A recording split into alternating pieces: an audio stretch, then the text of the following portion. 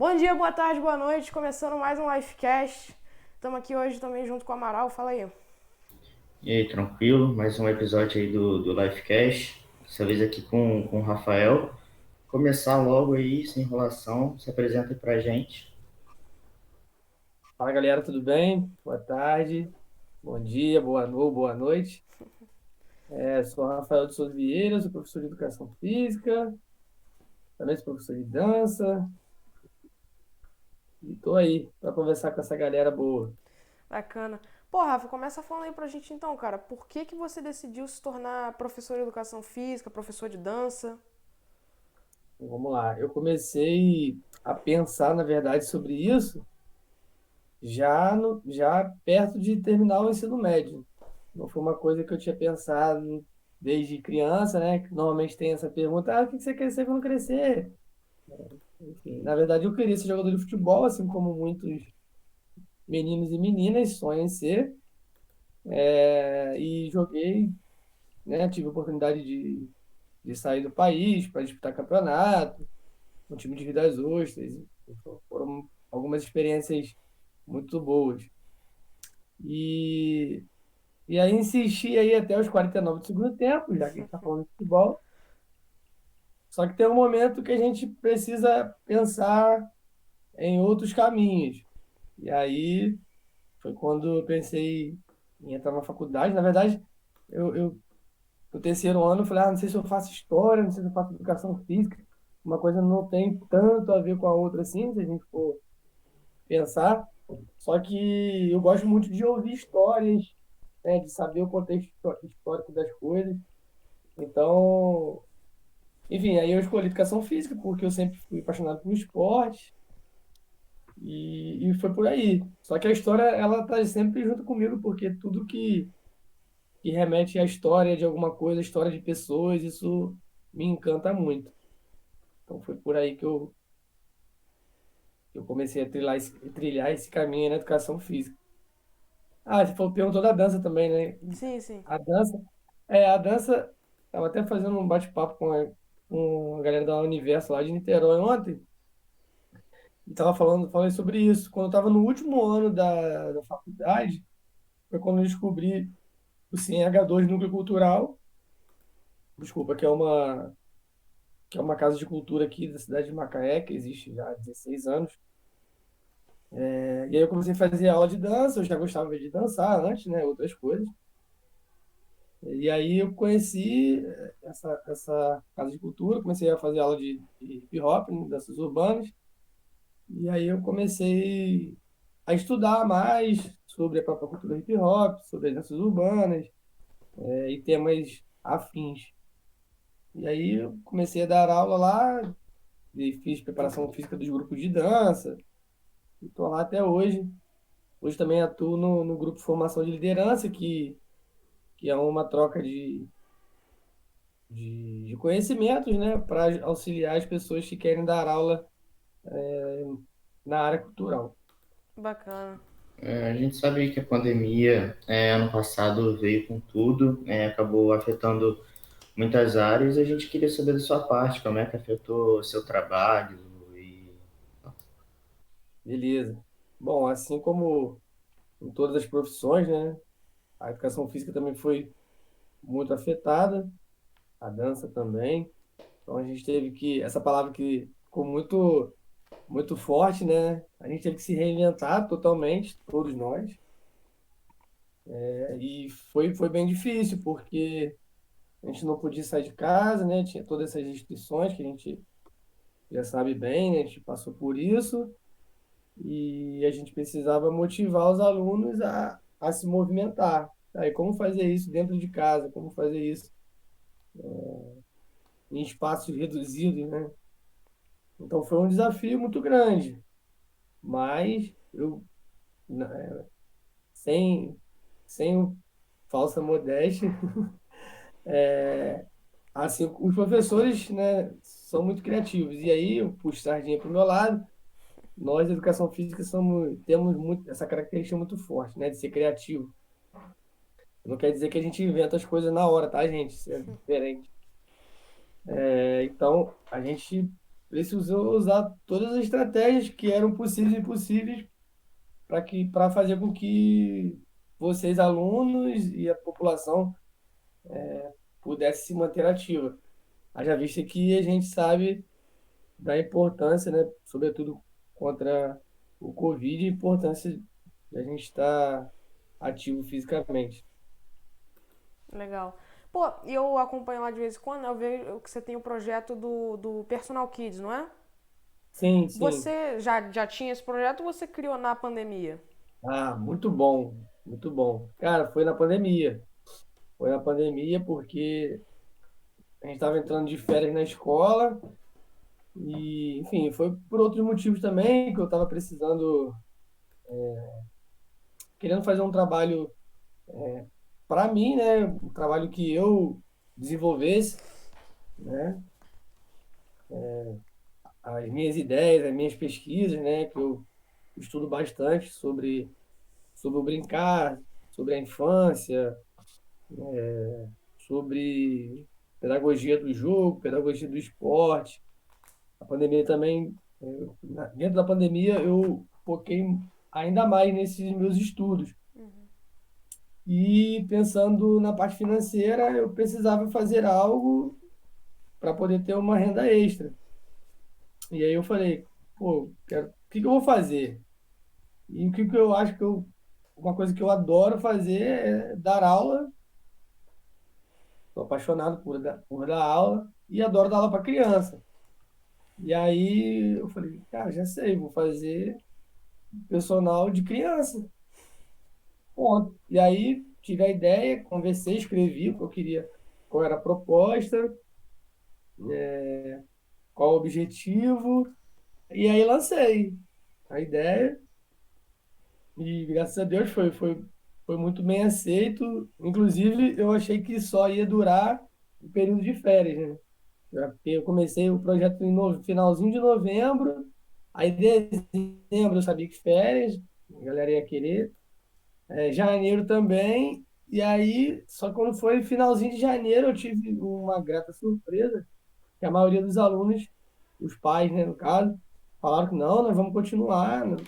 E aí eu já estava com a agenda lotada, não tinha mais horário, até porque em fevereiro voltavam as aulas na escola, então o meu horário para a escola estava separado já, enfim. E aí eu tive que abrir mão de alguns lugares que eu trabalhava também, por conta do personal kit. E, enfim, mas é um trabalho que eu ainda faço, tenho feito bastante ainda, tenho muitos alunos, graças a Deus, e a ideia desse trabalho é desenvolver, né? Principalmente lá no início, quando tava tudo muito fechado ainda, eu ia fazer esse serviço a domicílio e para que as crianças se movimentassem, né? Brincassem um pouco também, né? Mas a ideia desse projeto é desenvolver as habilidades motoras, capacidades físicas, através de brincadeiras, de jogos e do esporte também. Então, foi uma ideia que eu tive na pandemia e que é mais uma possibilidade de trabalho que eu tenho e que eu carrego ela até hoje. Você Legal. falou que tem muitos alunos. Você consegue dizer pra gente, em média, assim, quantos você tem e tal? Rapaz, agora você. Não, assim, uma pergunta bem ampla, assim, tipo, quantos você acha que consegue ali por dia, assim, por semana? Ah, entendi, entendi. Não que estão fazendo aula comigo agora, é isso? Sim, sim, sim. No Personal Kids, eu tive no início lá. Peraí, vou fazer uma conta. Peraí, eu sou ruim de matemática. Eu demoro um pouquinho. Peraí. Tá. Hoje eu tenho uns 10 alunos de Personal Kids. É, eu acho que 10, né? Vou ser sincero. Né? Eu tenho uns 10 alunos de Personal Kids. Já cheguei a ter 12, 15, né? Legal. Nas férias, principalmente. Eu tive muitos alunos. E, mas eu vou falar a quantidade de criança por semana, ou de aula por semana, de tudo que eu trabalho. aí não tem possibilidade, porque eu dou aula na escola, lá no aprovado, eu dou aula do ensino da educação infantil até o quinto ano, e aí tem turma que são, quarto ano é 401, 402. A gente só vai aumentando. Aí na outra escola que eu trabalho nono, uma turma de nono, uma turma de segundo, uma turma de terceiro. A escola de futebol que eu trabalho também, o personal kids, eu dou aula na universidade também, né? Na faculdade de educação física. Lá são 4 turmas, então é bastante aluno. Puxado. Número exato não dá, não. Aham. Ô, Rafa, falando agora um pouquinho mais do seu lado pessoal, cara, como é que foi e como é que tem sido a sua pandemia? Olha, Gustavo, no início foi difícil, da mesma maneira que foi para todo mundo. E assim como vocês também, o início foi aquela coisa, a ideia é de férias, né? Ah, vamos ficar, todo mundo achou que ia passar muito rápido. Vou ficar umas férias aí uma semana, daqui a pouco a gente está de volta. E depois a gente foi vendo que não era bem assim, que era muito mais sério. Peraí, desculpa, Não, tranquilo. perdão. Deixa eu até botar no modo avião aqui, que eu esqueci de colocar. Então, e aí foi bem difícil, porque a gente precisou. A gente estava lidando com medo o tempo todo, né? Com medo de morrer, claro, né? De ficar doente, dos parentes, das pessoas que a gente gosta. Então, tudo isso somou, né, aos trabalhos que foram para dentro de casa. Então, dentro de casa, a gente começou a misturar trabalho, família. Por um lado, foi bom estar perto da família, né, mais perto. Eu, por exemplo, saía às 6 horas da manhã de casa, voltava só 10.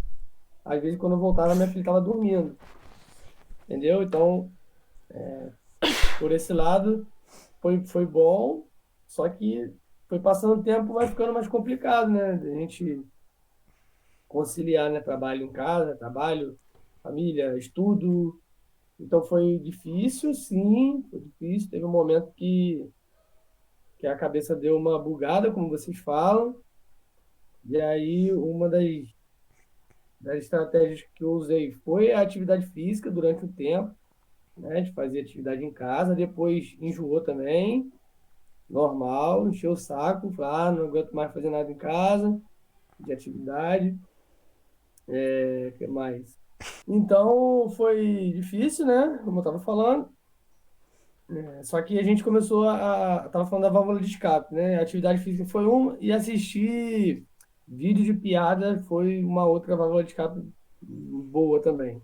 Conheci muitos grupos, né, de comédia, de stand-up, foi bom, ajudou a aliviar a mente aí por todas as questões. Porque a gente foi sendo bombardeado, né, de informações, de coisas que estavam acontecendo de fato. Então, isso gerou muita preocupação. Mas a gente conseguiu passar e estamos caminhando bem. Puxa, não, você tá rindo, Vai, cara. próxima pergunta, vai, Porra, vai, garoto. vambora, vai logo, cara, pelo amor de Deus. A gente sabe que a pandemia teve lado bom e, tipo, lado ruim. Não dá para falar muito do lado bom, porque aconteceram perdas de familiares, amigos e a galera que a gente conhecia. Mas o lado bom que tudo tem, a gente queria que você falasse um pouco mais sobre o lado bom da pandemia, o que aconteceu de bom. Olha, cara, eu acredito muito nas pessoas. Eu acredito que as pessoas podem mudar sim, né? Que podem melhorar, né? Eu acho que o objetivo nosso aqui na Terra é tentar evoluir a cada dia, né? Cada dia a gente tentar ser um pouquinho melhor. É muito difícil, mas a gente precisa tentar, sempre. E o lado bom da pandemia é que fez algumas pessoas pensarem mais sobre as suas ações, né? Outras continuaram não pensando, mas enfim. Se pelo menos, sei lá, 5% das pessoas começaram a refletir sobre as suas ações, sobre a importância da família, sobre a importância dos amigos, né, da falta que eles fazem, né, de ter o contato, possibilidade de se conectar, né, com outras pessoas, né. Durante a pandemia, eu conheci pessoas do Brasil inteiro por conta de um projeto, né, de um livro que eu escrevi sobre educação física escolar, inclusive.